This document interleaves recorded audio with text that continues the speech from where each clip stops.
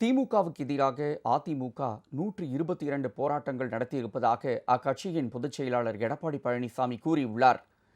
மக்களை காப்போம், தமிழகத்தை மீட்போம் என்ற முழக்கத்தை முன்வைத்து சுற்றுப்பயணம் மேற்கொண்டு வரும் எடப்பாடி பழனிசாமி தென்காசி மாவட்டம் வாசுதேவநல்லூர் சட்டமன்ற தொகுதியில் அதிமுகவுக்கு ஆதரவு திரட்டினார்.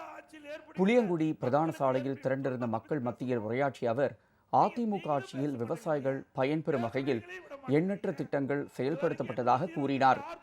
திமுக ஆட்சி மீது மக்கள் அதிருப்தியில் இருப்பதாகவும் தேர்தல் நேரத்தில் இது பிரதிபலிக்கும் என்றும் அவர் தெரிவித்தார். தமிழகத்தில் போதை கலாச்சாரத்தால் சட்டம் ஒழுங்கு சீர்கெட்டுள்ளதாக குறிப்பிட்ட எடப்பாடி பழனிசாமி காவலர்களுக்கு பாதுகாப்பு இல்லாத நிலை இருப்பதாக குற்றம் சாட்டினார். திமுகவின் இருண்ட காலம் நீங்கி ஒளிபிறக்க மக்கள் சக்தியுடன் அதிமுக ஆட்சி அமையும் என்றும் எடப்பாடி பழனிசாமி தெரிவித்தார்.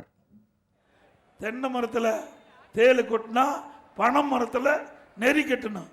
ஏங்க நாங்கள் திமுக பற்றி பேசுனா இந்த கம்யூனிஸ்ட் கட்சிக்காரருக்கு என்ன வலிக்குது? இன்றைக்கு இந்த அவல ஆட்சியில் ஏற்படுகின்ற மக்களுக்கு ஏற்படுகின்ற துன்பத்தை பற்றி பேசுகிறோம். நீங்களும் பேச மாட்டேங்கிறீங்க, பேசுறவங்களையும் விட மாட்டேங்கிறீங்க.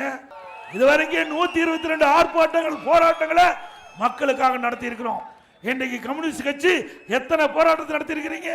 மக்களுடைய பிரச்சனை பேசுறதால மக்கள் அந்த கட்சியை நினைத்து போப்பாங்க. கூட்டணி கட்சி இருங்க வேண்டாங்கள, அதுக்காக அவர் செய்கின்ற தவறையெல்லாம் நீங்கள் மூடி மறைத்தால் தேர்தல் நேரத்திலே நீங்கள் காணாமல் போய்விடும் என்பதை